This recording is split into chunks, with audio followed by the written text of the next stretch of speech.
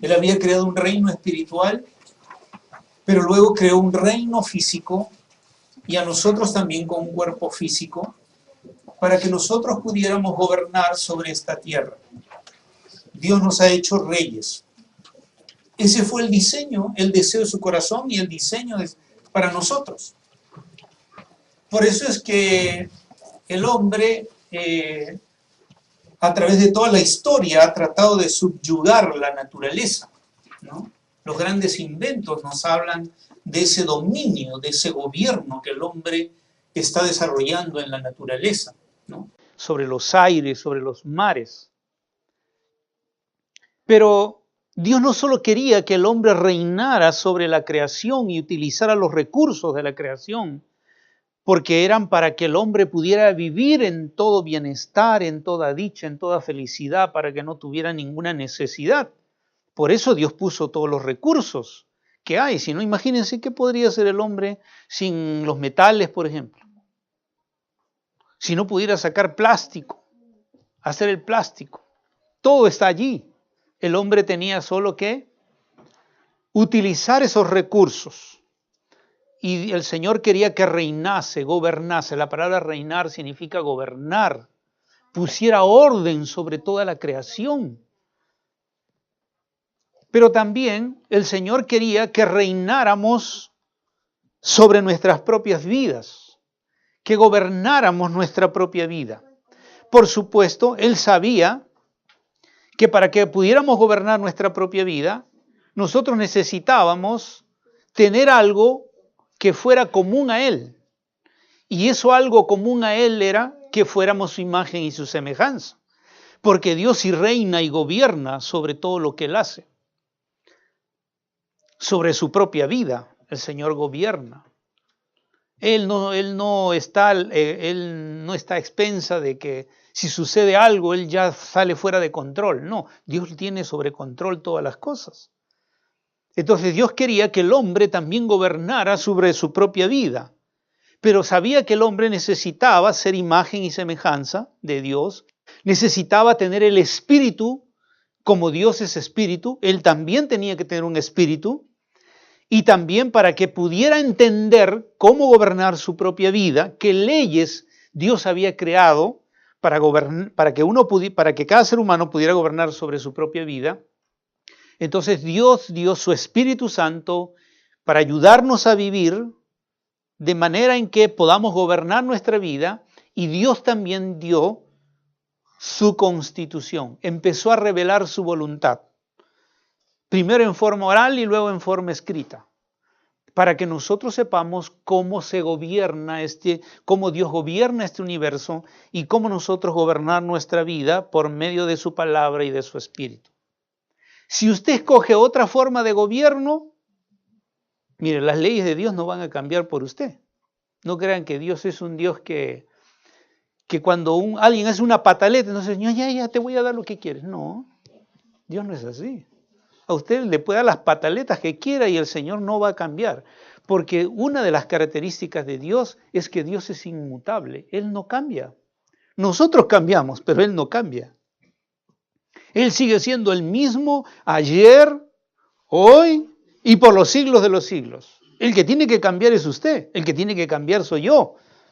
Él no va a cambiar. Sus leyes están allí.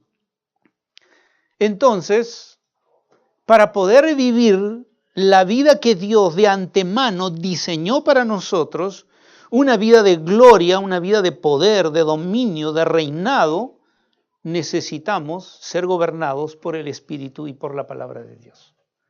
Porque allí está el secreto de llegar a ser bienaventurados. Si usted escoge otro camino, ya es problema de usted. Pero Dios quiere que escoja el camino de Él, donde Dios le dará la sabiduría, el entendimiento, la revelación, todo lo que necesita para poder gobernar sobre su propia vida y sobre sus circunstancias. Nosotros estamos viendo que el hombre no vive gobernado por el Señor. Muchas veces ni en la iglesia el creyente vive gobernado por el Señor y por su Espíritu. Entonces por eso vemos creyentes que parecen esos Me acuerdo una vez compramos un muñeco que usted le pega así, ¡pum! Y se va para atrás, ¿no? Pero después otra vez, porfiado, otra vez se viene para adelante.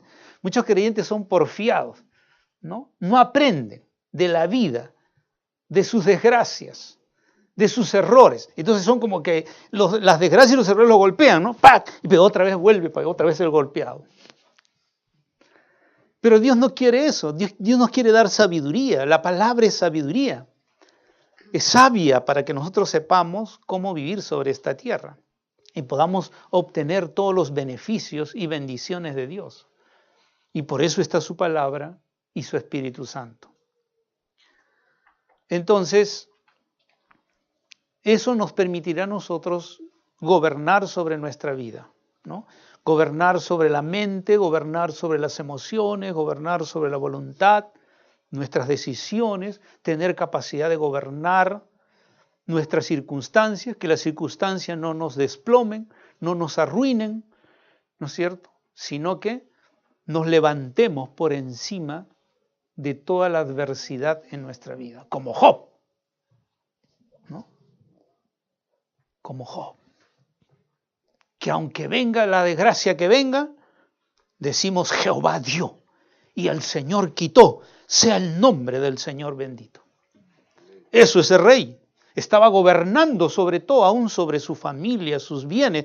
Él nada lo gobernaba él, ni la muerte de sus seres queridos, ni las riquezas que había perdido, no gobernaban su vida. Porque si hubiera gobernado, a ese mismo día se hubiera tirado un balazo, ¿no? Yo ya para qué vivo, no tengo hijos, ya no tengo dinero. Encima mi esposa me dice, muérete de una vez. ¿Para qué confías en Dios? Mira lo que te ha pasado. Entonces, Dios quiere que gobernemos sobre nuestra vida y nuestras circunstancias. No quiere decir que nos sintamos. No estoy diciendo eso. ¿Ustedes creen que Job no lloró? Cuando vinieron la eternidad, murieron todos tus hijos. ¿Ustedes creen que no lloró? Sí, lloró. Y cuando le dijo, has perdido todo, y él le habrá dicho, ¿cuántos años me ha costado hacer? Pues dice que él era el hombre más rico. ¿Cuántos años le habría costado hacer esa riqueza? Y seguro que lloró. Pero él dijo, el Señor dio. El Señor quitó, Él sabe lo que hace. Y claro, y cuando usted lee el libro de Job, él le va a preguntar al Señor. Y le dice, ¿por qué a los impíos no le pasa lo que me ha pasado a mí? Y hay que leer el libro de Job para saber toda la sabiduría de Dios en medio de lo que a nosotros nos parecen desgracias en nuestra vida, ¿no? O lean el Salmo 73, cuando dice que un creyente también empieza a mirar al impío y dice, ay, cómo al impío le da un Señor, mira, cómo el impío está mejor que yo. Y el Señor le dice realmente lo que estaba pasando. Porque a veces nosotros no entendemos, no comprendemos. Creemos que la vida es que todo nos vaya bien nada más. No.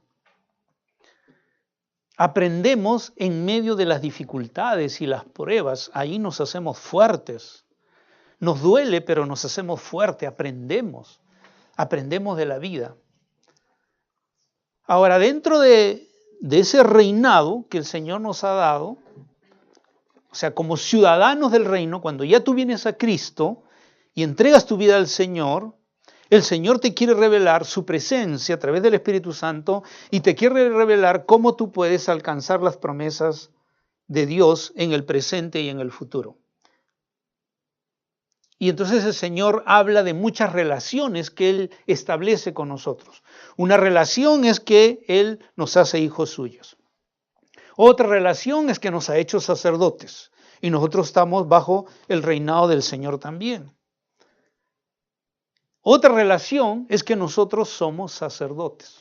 Y voy a leer con ustedes esos pasajes donde el Señor claramente dice que toda persona que ha nacido de nuevo, que ha entrado al reino de Dios, es un sacerdote. Toda persona, lo estoy diciendo hombre y mujer. No depende de si ya tú recibiste 20 clases para ser sacerdote. No, ya lo eres del momento en que tú vienes al Señor. Primera de Pedro, capítulo 2. Primera de Pedro está arriba, capítulo 2, versículo 5 dice. Primera de Pedro 2, 5.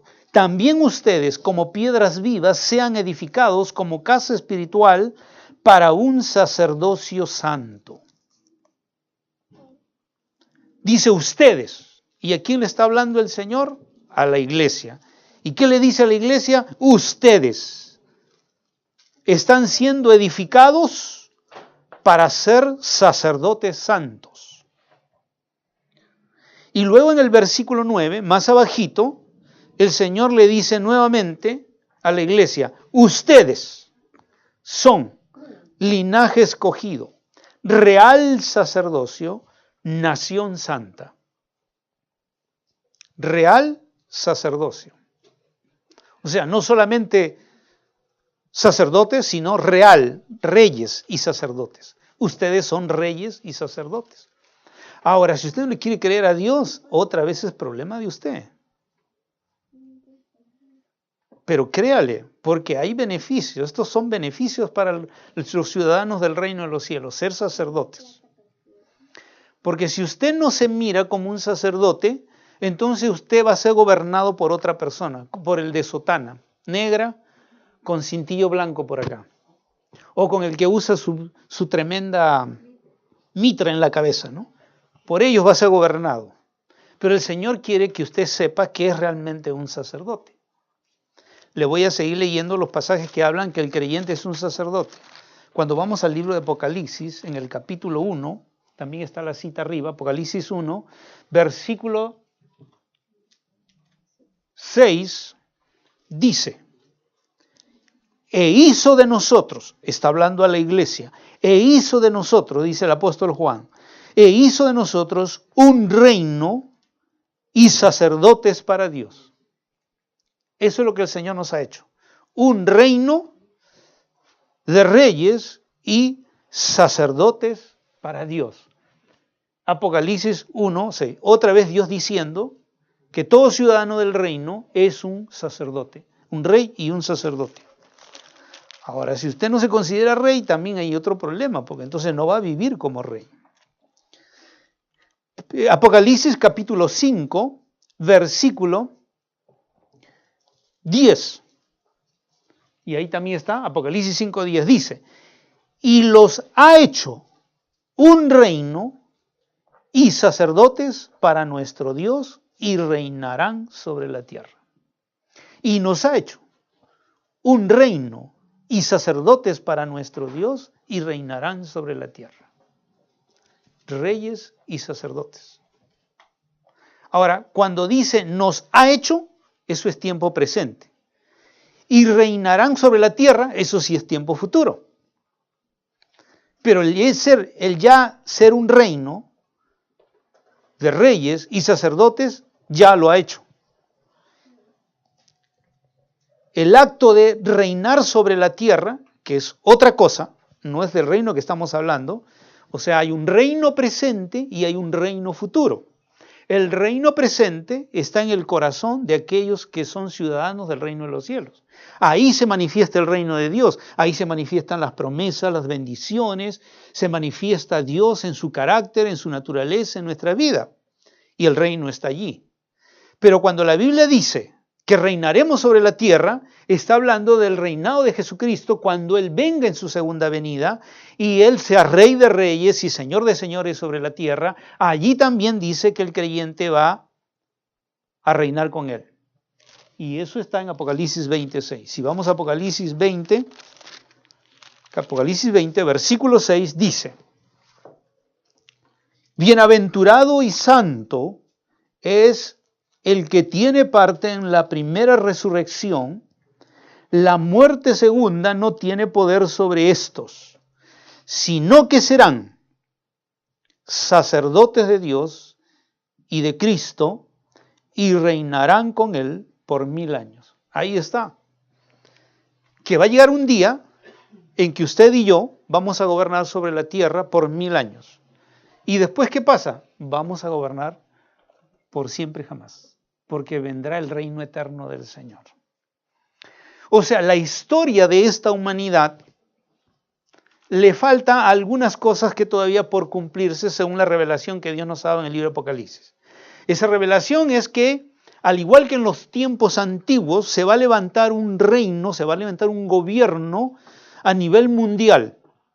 Va a haber un hombre que va a gobernar el mundo. Este hombre la Biblia le llama el anticristo. Va a gobernar solo por 7 años. Al final de los 7 años, el Señor Jesús va a venir, lo va a lanzar al lago de fuego y azufre, porque es un ser poseído por Satanás. Entonces va a hacer desgracias en toda la tierra. Al principio no, pero después sí. Al principio va a venir disfrazado, porque así es Satanás, ¿no? Se disfraza como ángel de luz. Dice que va a venir en un caballo blanco, así como tratando de asemejarse a Jesucristo. Pero en realidad viene encubierto, ¿no? Y una vez que el mundo empiece a rendirle pleitesía, entonces, a los 3 años y medio finales de los 7 años que el Señor le ha dado de gobierno, entonces va a empezar a manifestar todo su poder satánico por el cual Él ha venido para ser el último gobernante mundial. Antes que Él destruya a la humanidad, destruya también al pueblo de Israel, el Señor va a venir y va a detener esa destrucción. Y entonces ahí empezarán los 1000 años de gobierno de Cristo sobre la tierra. Y nosotros los creyentes que habremos participado de la primera resurrección, como se menciona aquí en capítulo 20, versículo 6, entonces dice que como reyes y sacerdotes, o como sacerdotes de Dios y de Cristo, reinaremos en ese tiempo con Cristo por 1000 años. Luego de eso vendrá el tiempo final, vendrá el juicio final. Y después del juicio final, el Señor establecerá ya su reino eterno. Un reino eterno, con un nuevo cielo y una nueva tierra. Va a seguir habiendo un nuevo cielo y una nueva tierra.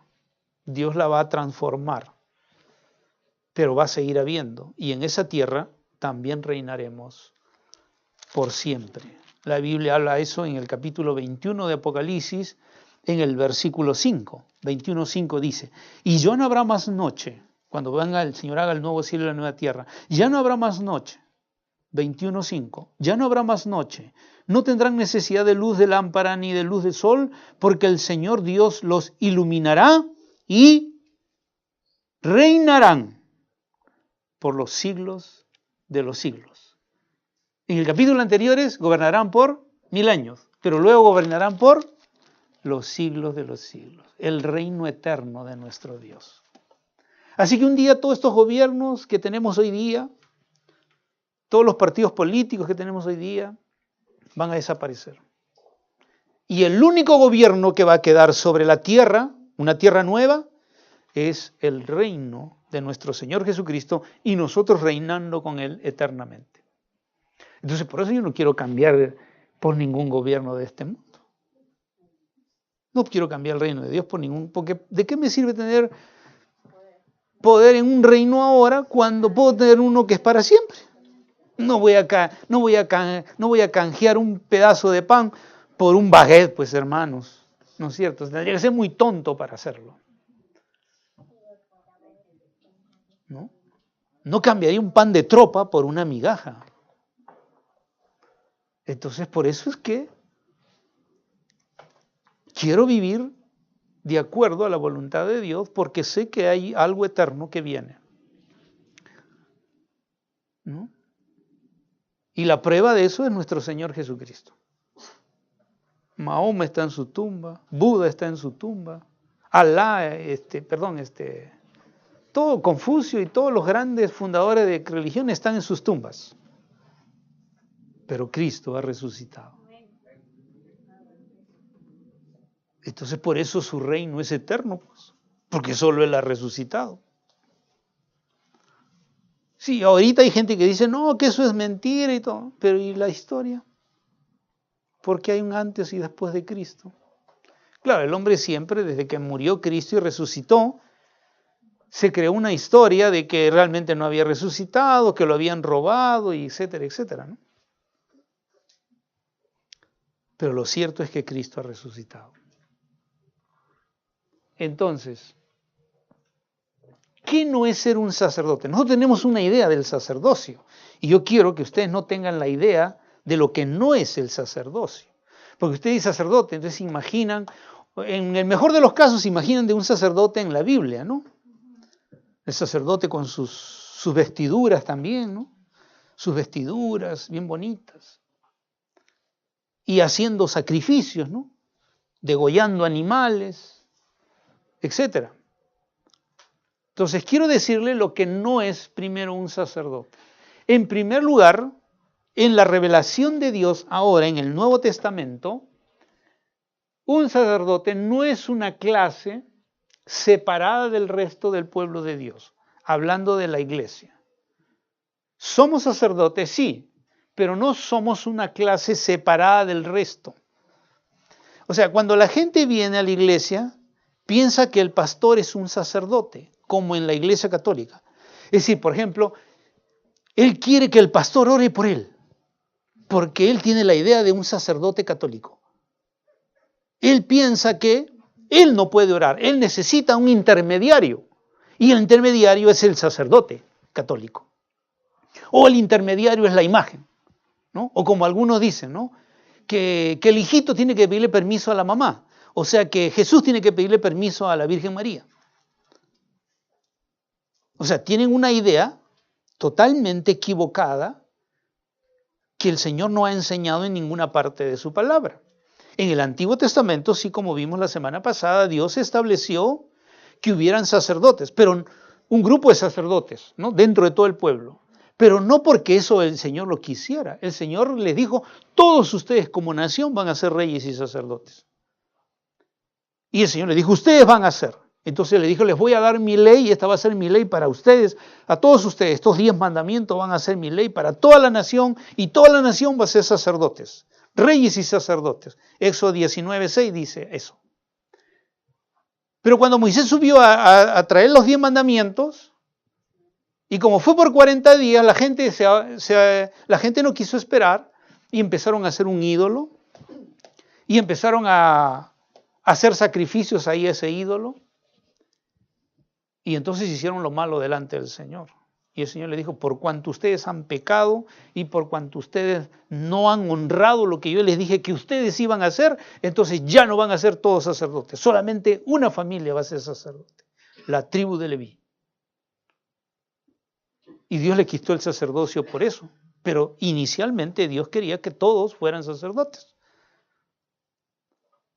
Entonces, en el Nuevo Testamento se enseña que el sacerdote no es una clase separada. No es que los pastores somos sacerdotes, solamente nosotros, no. Si volvemos a 1 de Pedro, capítulo 2, versículo 5, ahí el Señor se dirige a la iglesia como sacerdotes. 1 de Pedro 2, 5 dice, también ustedes, edificados como casa espiritual para ser un sacerdocio santo. En el verso 9, ustedes son linaje escogido, real sacerdocio, nación santa. Dios le dice a todo su pueblo que son sacerdotes. Entonces no hay una clase separada. Y el Señor Jesús, cuando estuvo sobre la tierra, nunca instituyó una clase de sacerdotes. Él se encontró con un grupo de sacerdotes, que eran los sacerdotes como el Señor había en el principio instaurado sacerdotes, porque toda la nación se negó a ser sacerdotes. Pero el Señor no instituyó, ahí estaban, y los que se opusieron y los que lo llevaron a la cruz fueron los sacerdotes. Los sacerdotes que Dios había instituido en el Antiguo Testamento, que todavía estaban presentes cuando Cristo vino a este mundo, ellos lo llevaron a la muerte a Jesús. Pero Él no instituyó ninguna, no le dijo a los discípulos, ustedes van a hacer una clase especial de sacerdotes, ¿ya? No les dijo nunca eso. No está en ninguna parte de la Biblia. Entonces el Nuevo Testamento no enseña que se requiere una mediación, que haya un mediador, o sea, el oficio de un sacerdote ordenado para que los fieles puedan acercarse a Dios y pedirle perdón a Dios y orar a Dios y adorar a Dios. No hay eso en la Biblia. No existe. Y ningún texto del Nuevo Testamento le da el nombre de sacerdotes a los que eran responsables de las iglesias. No lo va a encontrar en ninguna parte del Nuevo Testamento. A nadie se le llama, el que dirigía una iglesia o presidía una iglesia, se le llama sacerdote. Se le llama anciano. O se le llama apóstol. O profeta. O pastor. O maestro. Pero no se le llama, en ninguna parte, se le llama sacerdote en el sentido de que era un cuerpo especial en la iglesia y que solo ellos eran sacerdotes. No existe eso en la Escritura, en el Nuevo Testamento. No hay sacerdotes que rediman. ¿Qué hacía un sacerdote en el Antiguo Testamento? Un sacerdote en el Antiguo Testamento estaba puesto para ser un mediador entre Dios y el pueblo, y el sacerdote oficiaba un sacrificio para el perdón de los pecados de la persona que venía a presentarse delante de Dios, porque la única manera de ser perdonado era mediante un derramamiento de sangre a través de un animal. El animal se ponía allí, la persona ponía su mano sobre la cabeza del animal y el sacerdote le cortaba la cabeza al animal, y ese sacrificio significaba que el pecado de la persona iba sobre el animal, o el animal era muerto por los pecados de esa persona, y de esa manera entonces la persona era perdonada. Por supuesto, era un acto simbólico. No es que el animal podía perdonar los pecados de una persona, pero Dios quería poner en la mente del judío, de la iglesia del Antiguo Testamento, o el pueblo del Antiguo Testamento del Señor, que los pecados solo podían ser perdonados por medio de la muerte y del derramamiento de la sangre. Y de esa manera es que el Señor les enseñó a reconocer la gravedad del pecado. Para Dios es tan aborrecible el pecado que alguien tiene que morir para pagar ese pecado. Y el sacerdote era el mediador entre Dios y el hombre en ese sentido. Pero en el Nuevo Testamento a nadie en la iglesia nos dice que yo me ponga en la iglesia y cada Santa Cena yo degolle un cordero y que de esa sangre les dé beber a ustedes la Santa Cena. O que yo haga eso para que ustedes sean perdonados sus pecados. No, en ninguna parte de la Biblia dice que los ministros de la iglesia hicieron eso. En ninguna parte. Ni en ninguna parte dice que cuando partieron el pan se convirtió en el cuerpo de Cristo. En ninguna parte de la Biblia dice eso. Ni tampoco dice que cuando sirvieron el zumo de la uva, el vino, que era zumo de uva, se convirtió en sangre. No dice que pasó eso. Entonces, ¿qué vamos a encontrar siempre? La revelación de Dios, y vamos a encontrar también mandamientos de hombres, ideas de hombres. Y claro, a la gente le gusta, ¿no? A la gente le gusta así las cosas medias misteriosas, las cosas así medias espectaculares, ¿no? Cuando entra en una iglesia y muchas cosas espectaculares dentro, ¿no? Que nos llaman la atención. Porque así es el ser humano. Le gusta lo espectacular. A ver, el otro domingo yo voy a venir con una vestidura de los sacerdotes del Antiguo Testamento. Seguro que todos me van a besar la mano, van a querer tomarse foto conmigo, ¿no? Porque ya vengo vestido como un sacerdote. Pero eso no es, ¿verdad?, lo que el Señor quiere. La Biblia señala en Hebreos 4:14 que Jesucristo es el único sacerdote y el único sumo sacerdote.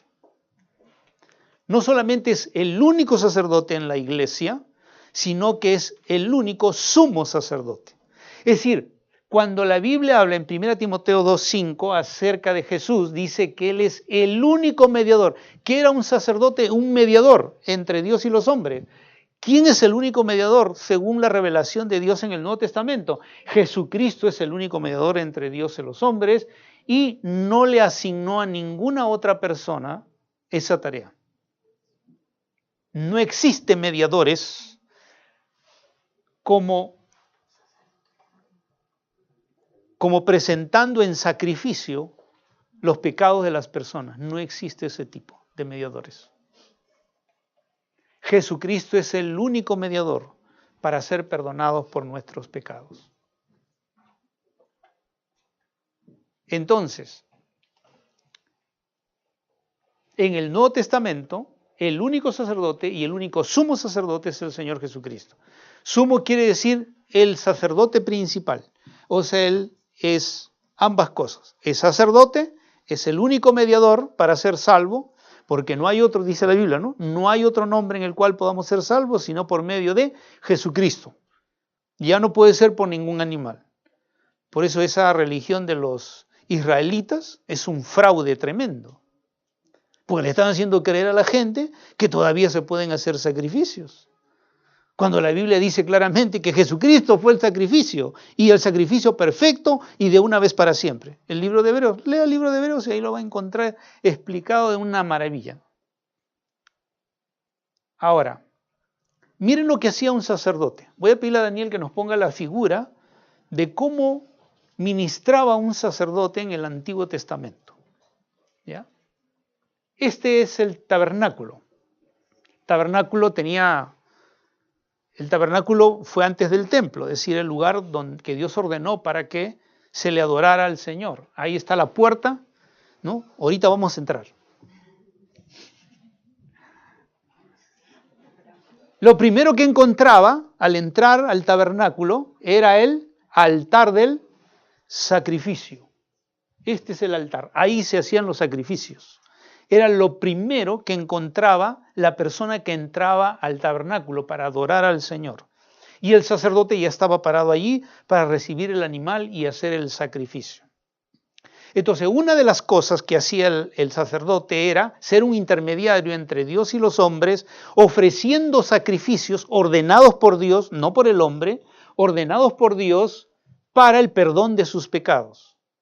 Esa era una función. Había otra función más que el sacerdote hacía. Y es la segunda cosa que se encontraba después del altar de sacrificio. Y era lo que se llama el lavacro. El lavacro eran, como ustedes ven, hay unas tinas de agua en donde el sacerdote tenía que lavarse las manos, tenía que lavarse los pies. ¿Para qué? Para poder entrar a este lugar que era donde estaba el lugar santo y el lugar santísimo.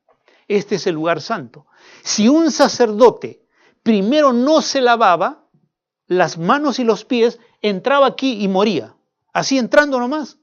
Derrame cerebral, ataque cardíaco, no sé qué le daba, pero el Señor dijo que si entraba sin lavarse, moría.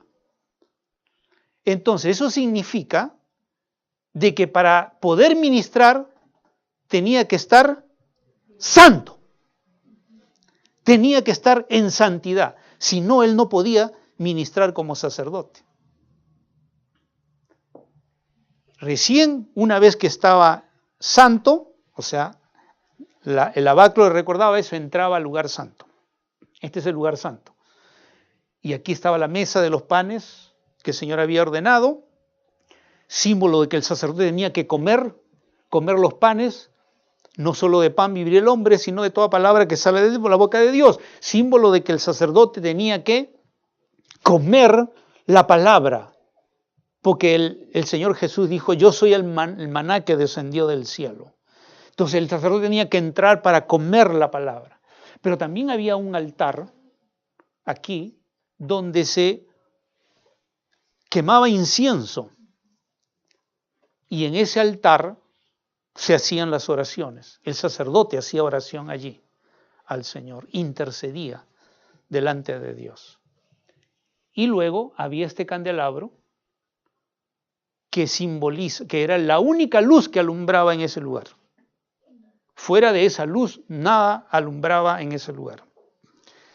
Que simbolizaba la presencia del Espíritu Santo como iluminación para la vida, el ministerio del sacerdote. Entonces él se encontraba con la palabra, se encontraba para interceder y se encontraba para recibir iluminación, dirección de Dios para su vida y para su ministerio.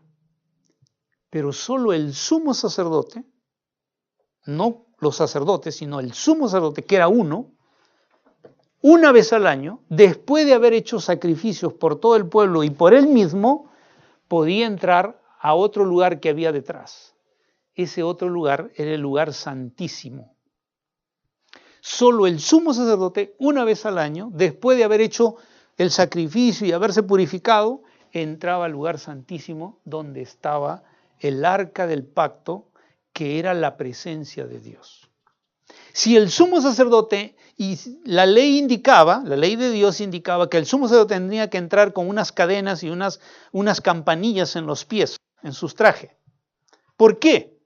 Porque si él entraba indebidamente, cuando pasaba la cortina del lugar santo al lugar santísimo, moría.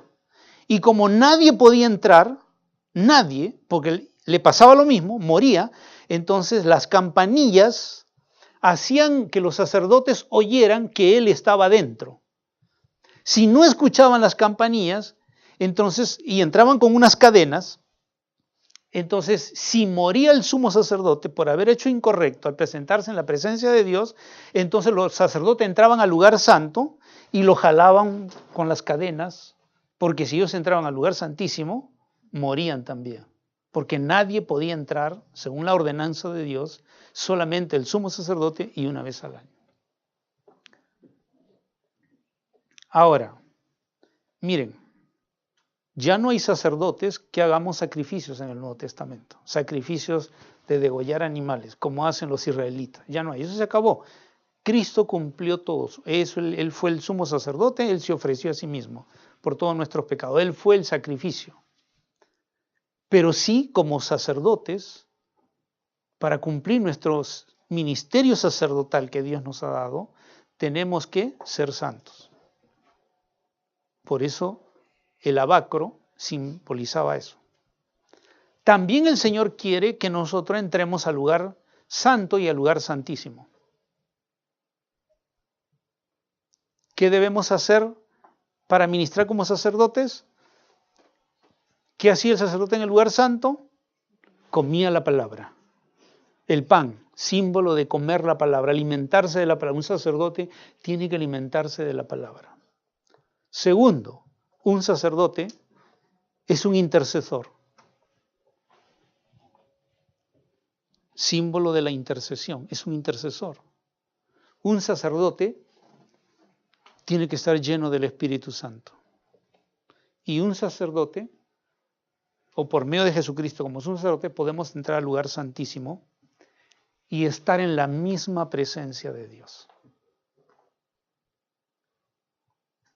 No sé si ustedes han leído una parte que cuando la Biblia dice que Jesús murió, el velo, o sea, vamos a ver el velo, había un velo antes, este era el velo, antes de entrar al lugar santísimo. Ese velo dice que se rompió de abajo hacia arriba cuando Jesús murió en la cruz del Calvario, indicando que ahora el camino estaba abierto para que toda persona, siendo un sacerdote de Dios, pudiera entrar libremente al lugar santísimo.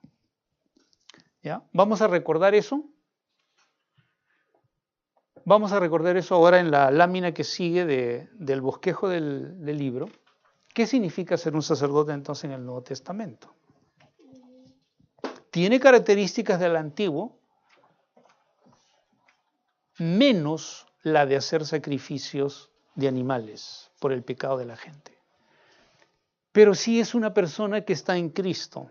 Según 1 de Pedro, capítulo 2, versículo 5, dice, también ustedes, hablando de cada creyente es un sacerdote, también ustedes como piedras vivas sean edificados como casa espiritual para un sacerdocio santo. ¿Quién es un sacerdote en el Nuevo Testamento? En el reino de Dios es una persona o es alguien que está en Cristo. Alguien que ha entregado su vida a Cristo. Ese es el requisito. No es algo humano en la tierra. Es el que usted esté en Cristo, que usted esté unido a Cristo, que usted haya nacido de nuevo. Si usted nace de nuevo, se ha hecho uno con Cristo. ¿Se acuerdan de 1 de Juan cuando el Señor dice, el que tiene al Hijo, tiene la vida? El que no tiene al Hijo de Dios, no tiene la vida. O sea, cuando aceptamos a Cristo, en nuestra conversión, Cristo viene, el Espíritu de Dios viene en nuestra vida. Y nos hacemos hijos de Dios. Entramos al reino de los cielos. Nos convertimos en ciudadanos de los cielos. Pero ya estamos unidos con Cristo, eternamente. Me puedo convertir en un hijo pródigo, pero sigo siendo hijo. O el hijo pródigo ya no dejó de ser hijo en la Biblia. Cuando han leído la historia del hijo pródigo, cuando el hijo pródigo agarra y se va y empieza a vivir perdidamente, y después vuelve en sí, porque vivir sin el Señor es vivir como locos. Porque eso es lo que la Biblia está diciendo, ¿no? Porque si dice que alguien que se olvida del Señor vive perdidamente o vive simplemente su vida y luego vuelve, el Señor dice que volvió en sí. O sea que vivir fuera del Señor es vivir loco, como locos. Así que no sea loco, no sea loca. Y dice que cuando él volvió, entonces el padre dijo que él era su hijo. No le dijo, vas a ser un jornalero ahora. No, le dijo, vas a ser nuevamente mi hijo. Entonces una persona puede llegar a ser hijo de Dios y a veces de repente desviarse del camino del Señor, salirse, pero el Señor lo está esperando para nuevamente volverlo su hijo. Estar en Cristo es ser un sacerdote. Ser un sacerdote es alguien ser designado por Dios. Porque aquí, ¿quién designa a los creyentes como sacerdotes? También ustedes como piedras vivas sean edificados para un sacerdocio santo. Dios es que los designa. Yo no puedo designar a ninguno de ustedes sacerdotes. Dios es que designa a cada creyente, a cada persona que está en Cristo, a cada persona que ha nacido de nuevo, lo designa como un sacerdote, sea hombre o sea mujer. Luego, ahí mismo dice sacerdocio santo. ¿Se acuerdan cuando vimos la figura? Un sacerdote tenía que servir en santidad. Por eso se lavaba las manos. Y si entraba sin lavarse, que significaba si entraba o estaba con pecados, entonces moría. Entonces igual el Señor dice aquí, en 2 Pedro 2:5, que el sacerdote es un sacerdote santo. ¿Qué significa ser un sacerdote santo? Significa una persona que Dios lo ha separado. La palabra santo significa separado, apartado. Cuando tú vienes al Señor, el Señor te hace santo a ti, es decir, te separa y te aparta para Él. Ahora, si tú no te consagras, esa es otra cosa. Pero el hecho es que cuando tú vienes a Cristo, tú te haces una persona, Dios te hace, una persona santa. Y santo significa que Él te aparta, te separa para Él. Pero luego Dios quiere que tú te consagres a Él. Es decir, que tú mismo tomes la decisión de vivir apartado, separado para el Señor. Es decir, que no te contamines con las cosas del mundo, con las cosas que no son de Dios. Que tú sigas la palabra del Señor. Eso es lo que el Señor quiere. Pero claro, si tú no te consagras, tú estás santo, estás separado, estás apartado para el Señor. Pero si tú no te consagras, no vas a poder servir como sacerdote. Porque igual que en el Antiguo Testamento, si un sacerdote no estaba santo y entraba al lugar santo, moría. Y así es un creyente que no está viviendo en santidad, es decir, no está viviendo para el Señor. No puede ministrar, no puede servir a Dios. No lo puede hacer porque su situación es una situación de muerte en el sentido de que está alejado de Dios. Y eso pasaba en el Antiguo Testamento y pasa también en el Nuevo Testamento. Pero no dejas de ser santo, Dios te apartó, Dios te separó. Dios no ha renunciado a eso ni va a renunciar. Tú eres el que tienes que ponerte en el camino del Señor, es decir, consagrarte para el Señor. Y en el Antiguo Testamento todo eso era una ceremonia que Dios había mandado. Por ejemplo, alguien que se iba a ser sacerdote, le ponían sangre en la oreja, le ponían sangre en los dedos, de la mano y de los pies. Era una forma de consagrar a una persona, con sangre. Y eso significaba que el Señor, por medio de su sangre, estaba limpiando, purificando al sacerdote y estaba haciéndolo, capacitándolo para oír la palabra, para poder hacer con sus manos y sus pies la voluntad de Dios. Ese era el simbolismo y era una forma de consagración pública para un sacerdote en el Antiguo Testamento. También un sacerdote es alguien que es acepto en el amado. La Biblia dice en Efesios 1:6 que cada creyente, cada hijo de Dios es acepto en el amado. ¿Qué significa esto? Que así como Dios Padre aceptó la ofrenda de Jesucristo, que fue dar su propia vida por nosotros.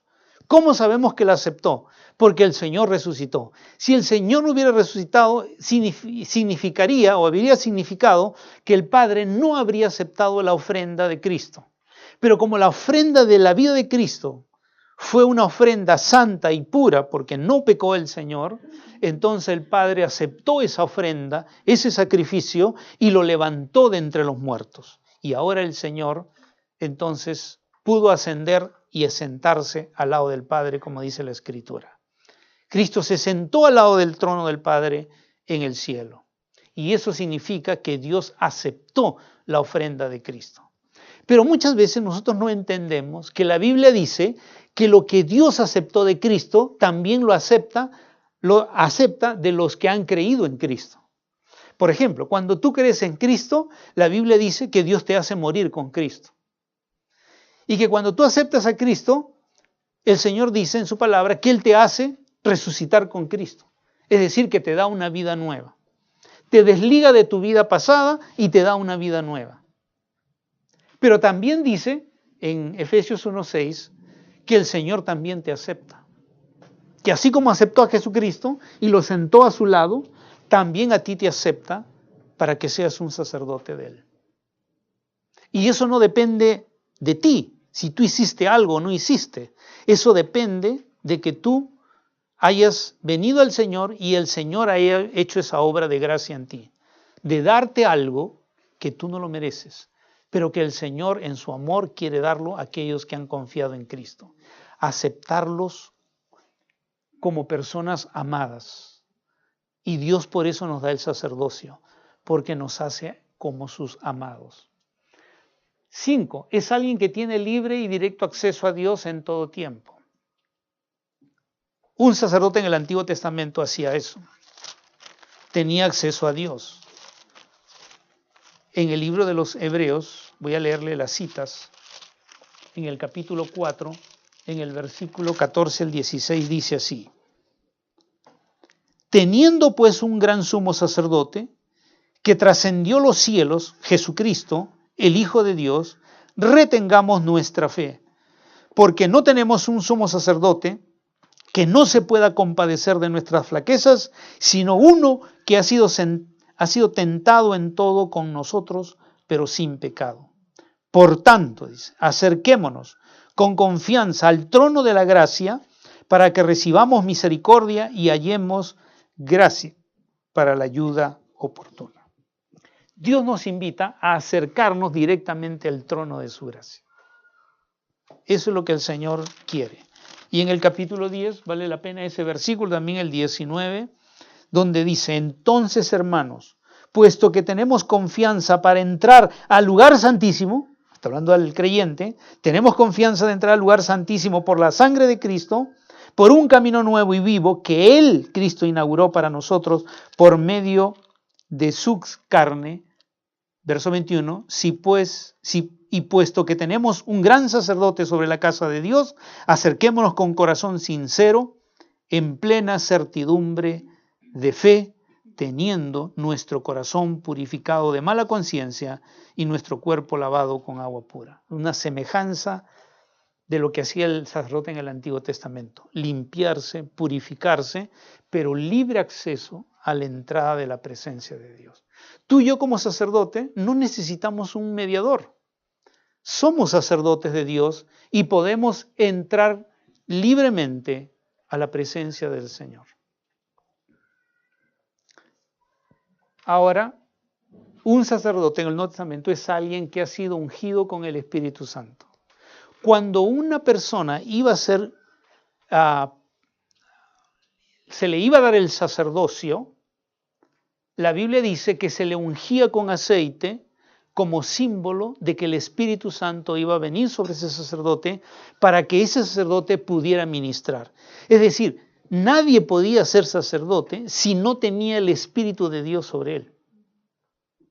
Ese era el requisito, tenía que tener el Espíritu de Dios sobre él. Ahora, ¿qué dice la Biblia del creyente en el Nuevo Testamento?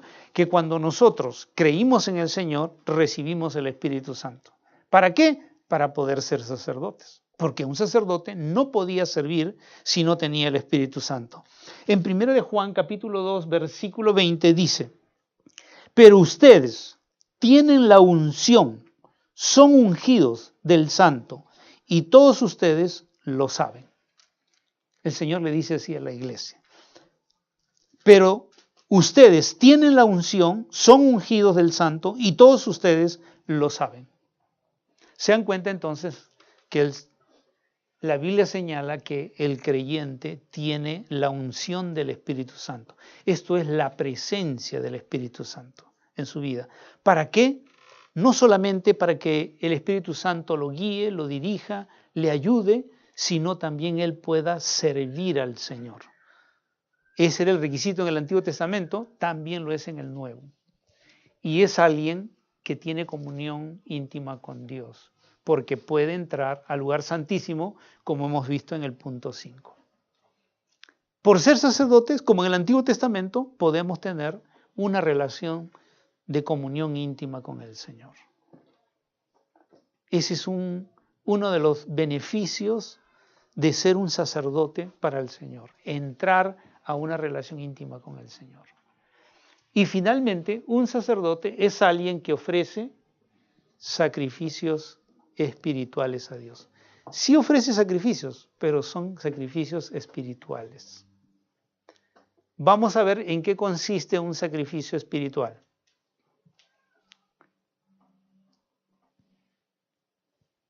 En 1 de Pedro 2.5 dice, ¿no?, que hemos estado leyendo.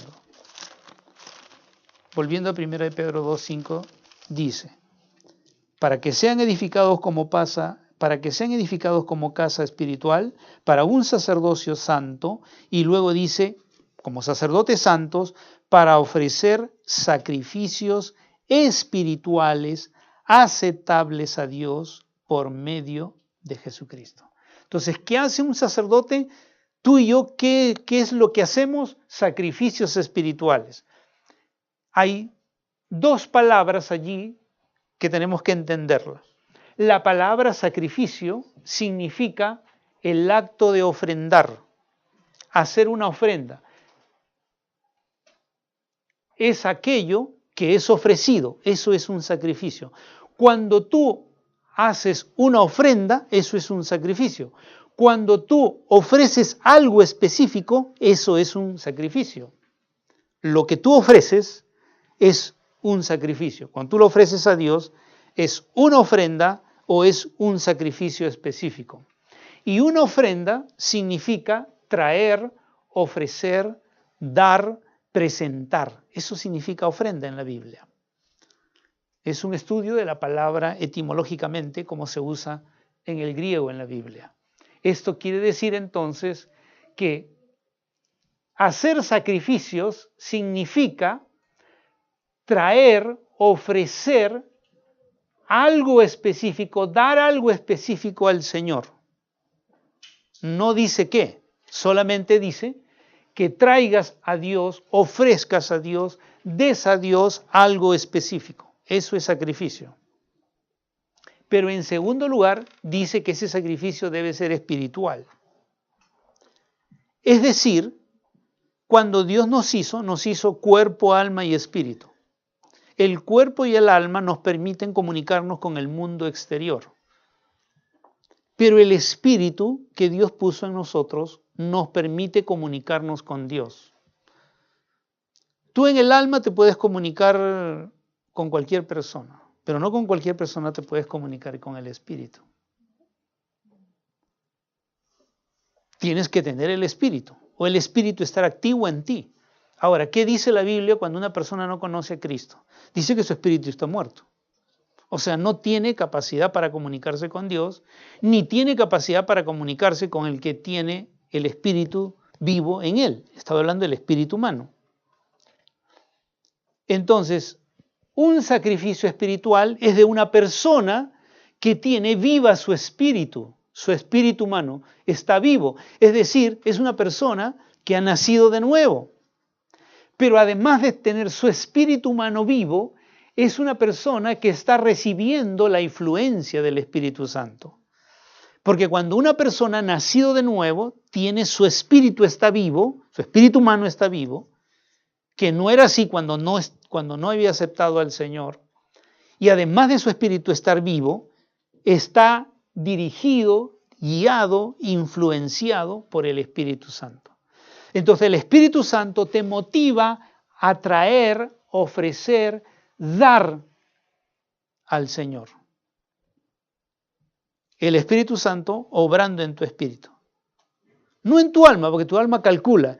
Dice, si es ofrenda en el sentido de dinero, dice, no, pero yo gano tanto, mis gastos son tantos, no queda nada, ya, no doy ofrenda.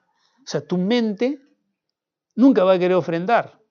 En tu mente tú puedes racionalizar y hay una justificación para no ofrendar. Pero en tu espíritu no. Tu espíritu te va a decir ofrenda. ¿Por qué? Porque el espíritu es el que toca, el Espíritu Santo, a nuestro espíritu, que es semejanza con el Señor, que tiene las características de Dios, y Él si quiere ofrecerse, quiere dar, quiere traer un presente a Dios. El Espíritu sí quiere hacer eso. Y el Espíritu Santo lo motiva a hacerlo. ¿Ok? Ahora, entonces, sacrificios espirituales es el sacrificio de un sacerdote en el Nuevo Testamento. Es decir, que en el Nuevo Testamento lo que Dios pide de un sacerdote es que sus sacrificios sean espirituales, es decir, que traiga, ofrezca, se presente al Señor y por medio del Espíritu Santo, su espíritu traiga, ofrezca o se presente delante de Dios. Por eso en Juan, más adelante, en Juan, no es HN, sino es Juan 4, 23 y 24, dice que Dios busca adoradores en espíritu y en verdad. Es en el espíritu que Dios busca. Dios no dice adórame con tu mente. En el Antiguo Testamento sí habla del alma, porque no había la revelación del Nuevo Testamento. Pero en el Nuevo Testamento dice, Dios busca adoradores en espíritu y en verdad, en su espíritu. Entonces uno tiene que estar en comunión con el Espíritu Santo para que el espíritu nuestro sea motivado a ofrecer sacrificios espirituales. Si no, uno no puede ministrar como sacerdote. No puede ser un sacerdote si no hace sacrificios espirituales. Ahora, hay varios sacrificios espirituales en la Biblia. ¿Cuáles son estos sacrificios espirituales? Algunos de estos sacrificios espirituales. Si por ejemplo vamos a Hebreos capítulo 13, en el versículo 15 y 16 dice, por tanto, ofrezcamos, el Señor dice así, ofrezcamos continuamente, eso es sacrificio, continuamente, mediante el sacrificio, mediante Él, ofrezcamos continuamente mediante Él, o sea, mediante Cristo o mediante el Espíritu, ofrezcamos sacrificios de alabanza a Dios. Entonces, ¿cuál es el sacrificio espiritual que hace un sacerdote en el Nuevo Testamento? Un creyente, tú y yo, es sacrificios de alabanza. O sea, Él quiere ofrecer, traer, dar, presentarse a Dios para alabarlo. El espíritu tuyo, unido al Espíritu Santo, impulsado por el Espíritu Santo, quiere hacer eso. Cuando tú quieres adorar al Señor, cuando tú quieres adorar o alabar al Señor, esa es una obra del Espíritu. Tu carne no quiere, tu carne quiere seguir durmiendo, ¿no? O tu carne quiere escuchar la música del recuerdo, ¿no? Eso quiere tu carne, tu alma quiere eso. Pero el Espíritu quiere alabanza y adoración a Dios. Eso quiere el espíritu. Y ahí es donde tú puedes distinguir qué es de tu alma y qué es de tu espíritu. Cuando tú quieres así ponerte romanticón y escuchar música romántica o música de ese corte, es tu alma. Es tu alma la que te lo está pidiendo. Pero si tú quieres escuchar la música de, qué sé yo, música del Señor, ¿no? Marcos Witt, Adrián Romero, y tú quieres, ¿no?, tener un tiempo de adoración, de alabanza, eso es el Espíritu. El Espíritu Santo está guiando a tu espíritu a que tú hagas alabanza, porque aquí dice, ¿no es cierto?, ofrezcamos continuamente, y ni siquiera dice en una hora determinada, sino que continuamente dice ofrezcamos mediante Él, el Espíritu o Cristo, sacrificios de alabanza a Dios, continuamente. Pero algunos dicen, no, ese hermano es fanático, dice, pues siempre está escuchando música cristiana, no escucha otra música. Bueno, es que la Biblia dice que si es en el Espíritu, tú siempre vas a estar escuchando música cristiana. ¿O no dice eso aquí la Biblia? Aquí dice. O sea, no es mi palabra, no es mi apreciación. Aquí Dios dice que el que hace algo en el Espíritu lo ofrece continuamente en alabanza al Señor. Entonces tú escoges, pues, ¿no?, si quieres vivir en la carne o en el alma o quieres vivir en el espíritu. Aquí el Señor te pide que lo hagas continuamente. Y luego añade algo más. Además de tu adoración o alabanza a Dios, dice también que haya frutos de labios que confiesen su nombre. Es decir, que en esa adoración y alabanza tú reconozcas al Señor. Tú le digas, papá, tú eres grande. Tú has creado los cielos y la tierra. Estoy maravillado. O sea, eso es lo que está diciendo ahí. Dice que tú confieses el nombre, que frutos de labios confiesen al Señor. Es decir, que tú lo alabes, lo reconozcas. Es como cuando alguien está enamorado. Ay, qué bonitos son tus ojos. Ay, me gusta tu piel. Ay, me gusta tu cabello. Ay, me gusta. Eso es alabanza.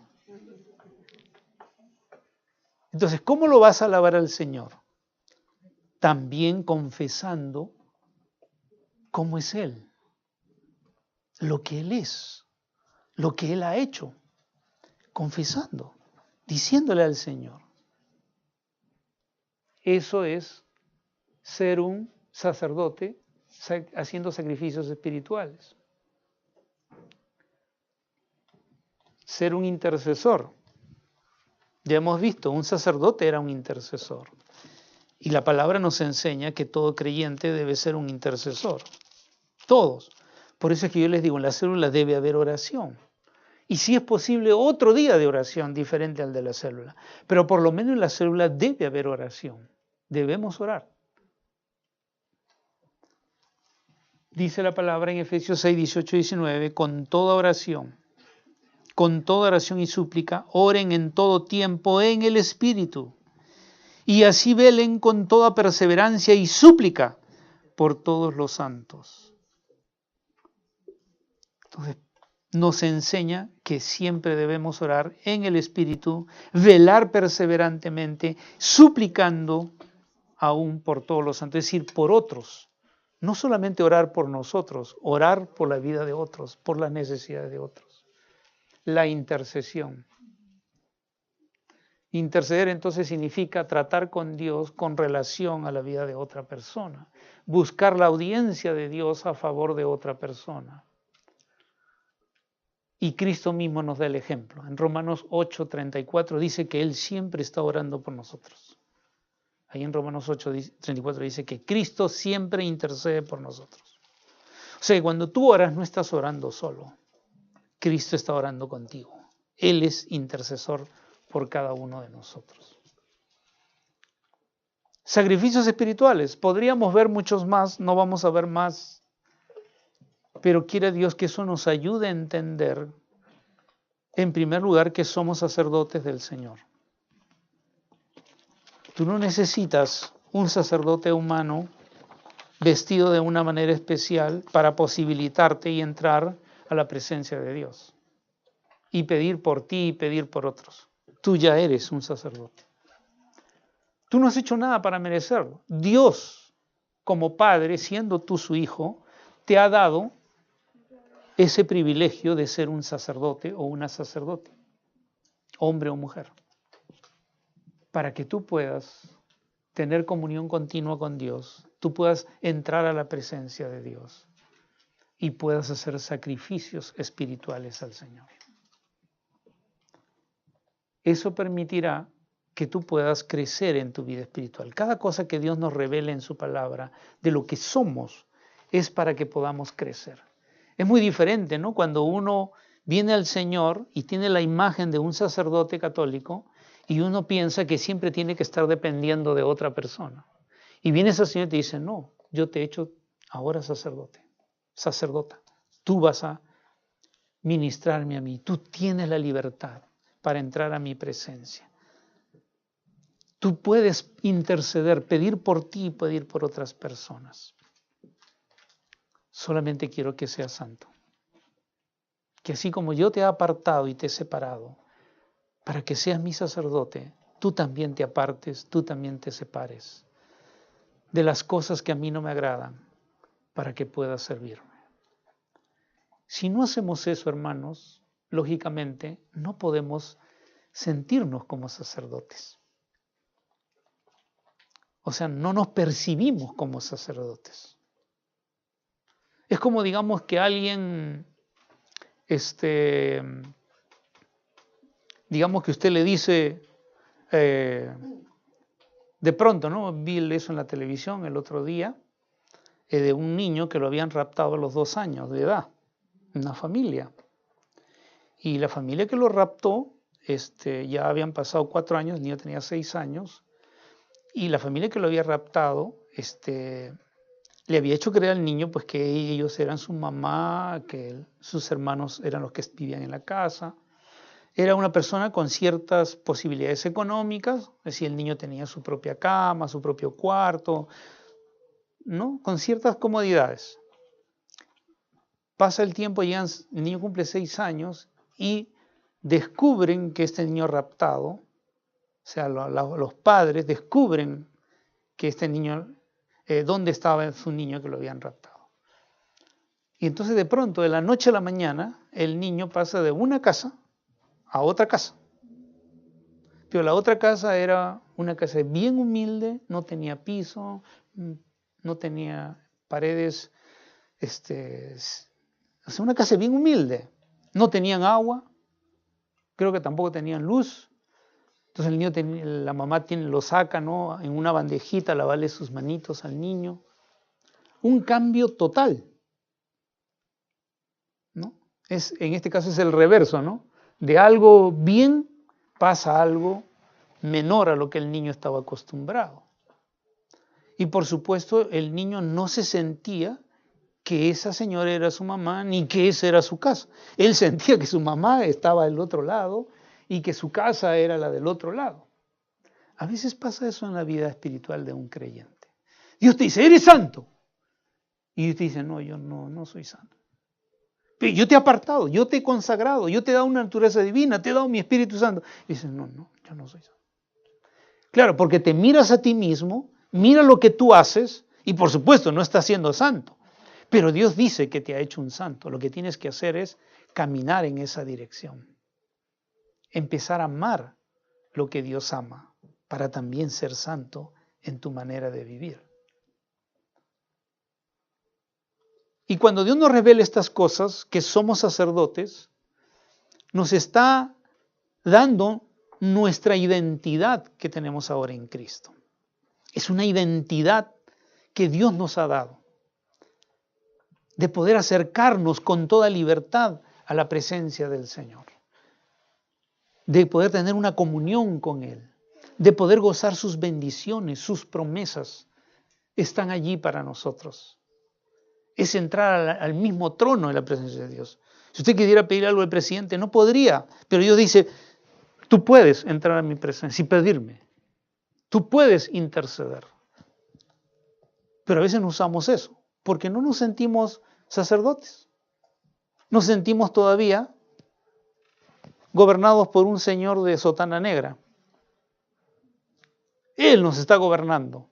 Él es nuestro sacerdote. Nosotros no nos sentimos sacerdotes. Pero tenemos que dejar de vernos de la manera antigua para mirarnos en el Señor y en el Señor poder ministrar y ser sacerdotes y gozar los privilegios de un sacerdote y tener los privilegios de un sacerdote, de poder estar continuamente en la presencia de Dios y poder interceder y poder clamar y poder traer a la tierra las bendiciones del cielo. Amén.